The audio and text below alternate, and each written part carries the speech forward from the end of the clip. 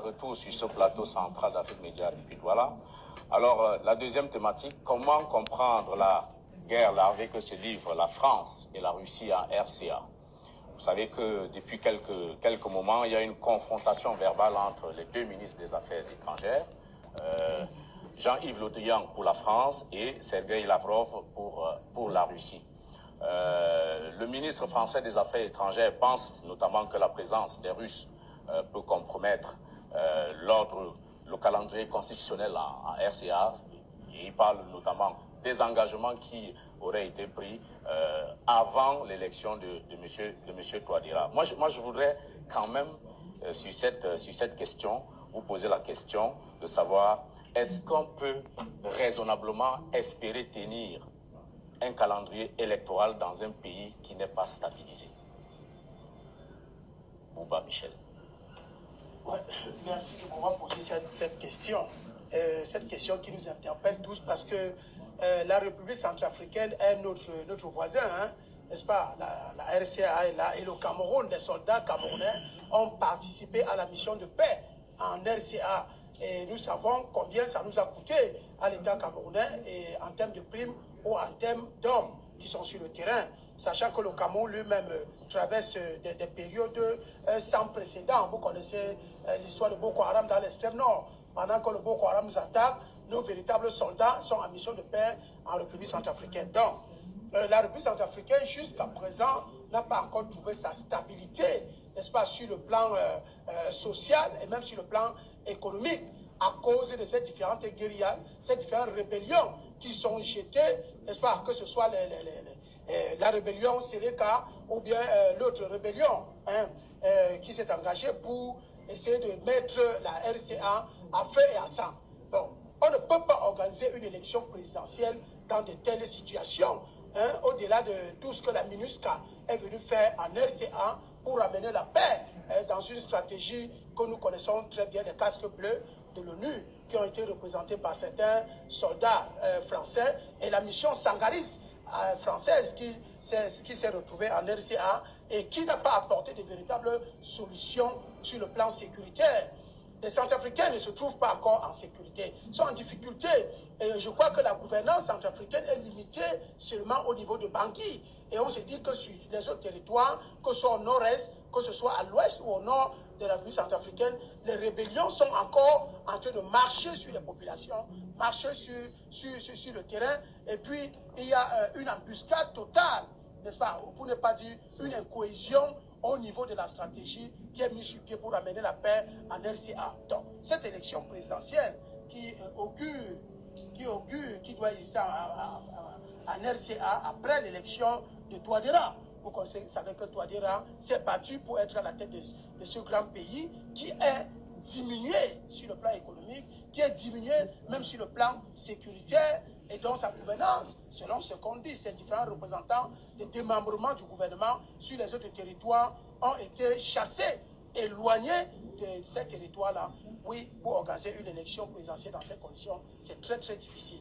C'est difficile, c'est pour ça que je crois que d'entrée de jeu, nous allons rentrer dans toute la thématique, n'est-ce pas, pour voir les différents problèmes qui mènent la RCA. Et là, nous allons dégager des problèmes et des solutions. Problème. Qui nous écoutent. My place, they Alors, don't want to Dalvaris go. Godjou, moi je voudrais vous interroger. On sait que les Russes, d'ailleurs, avec l'aval de l'ONU, s'attellent à former non seulement les instituteurs de l'armée centrafricaine, mais également les troupes. Donc, comment est-ce qu'on peut comprendre les deux une telle mandats que invective son dans un papa tel contexte? Assange ressent, lui a fini ce maintenant, lui va partir, lui ne veut pas partir. Même vous, mon cher ami Okoumou, si vous avez l'habitude de manger un bon plat de couscous, c'est grave. Et que vous rendez compte Les gens, d'ailleurs, et comme midi, vous vous rendez compte que un voisin c'est grave. venu de très loin, n'ayant même pas faim, mais s'attelle à vous enlever votre plat de couscous, vous allez vous battre puisque vous avez faim. Lui n'a même pas faim. Mais il dit que vous l'avez beaucoup insulté par le passé et qu'il va vous démontrer que lui aussi il peut vous menacer. Vous ferez tout pour sauver, garder votre couscous puisque sans cela vous ne pourrez pas vivre. En fait, c'est la situation, c'est de manière ramassée, c'est de manière caricaturale, la situation qui sévit entre la France et la Russie. La Russie n'a pas faim. La Russie est le plus grand pays du monde. Elle est en frontière avec Alaska, aux États-Unis, Amérique du Nord. Elle est en frontière, pas loin de l'Allemagne. Tous les pays bas là sont en frontière. Elle est en frontière avec la Turquie. Elle couvre l'Afghanistan. Elle est en frontière avec la Chine. Elle est en frontière avec le Japon. Elle est en frontière avec la Corée du Nord. Elle est sur l'ensemble du monde. Elle n'a pas besoin de terre pour ses papiers. Les ressources de la Russie sont inexplorables. La plus grande réserve d'eau du monde se trouve en Sibérie. Les matières rares du monde se trouvent en Sibérie. La Russie n'a pas besoin d'importer de l'uranium. Mais vous pensez que cette présence russe est complètement désintéressée? Bonne question. Ça nous ramène aux accords de Yalta dont j'ai parlé plusieurs fois sur ce plateau.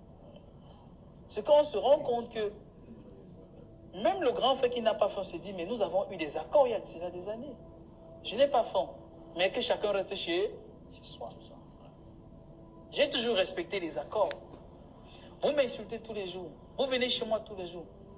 Vous m'encerclez tous les jours. Je vais vous démontrer que même comme je n'ai pas faim, je peux vous nuire. C'est ce qui se passe en Russie. La Russie n'a pas directement besoin d'aller installer des bases. Vous avez vu, avec tous les systèmes que les Russes ont développés tout récemment, même les systèmes que le président Poutine a présentés tout récemment en mai, avant la campagne, quand vous avez des missiles qui se déplacent en Mach 5, en Mach 7, en Mach 8, vous n'avez pas besoin d'avoir des troupes. Parce que les troupes, c'est pour intervenir. Mais en quelques minutes, vous pouvez frapper dans tous les coins du monde. Ce sont des démonstrations de force. Pour dire que vous, Français, vous avez besoin d'installer une base en Centrafrique pour intervenir. Mais les gens peuvent rester à Saint-Pétersbourg, à Vladivostok ou à Moscou et décoller un missile qui va agir. Et de manière plus efficace que le moment de déployer les troupes sur le terrain.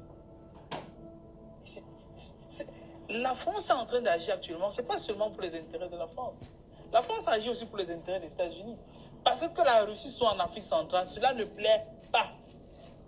Parce que nous sommes en Centrafrique. Mais n'oublions pas qu'il y a des accords, parce que le vice-président de Guinée équatoriale, en charge de la défense, en l'occurrence Teodorino, il était à Moscou. Il y a eu des rencontres entre les autorités équatoriales et les autorités russes.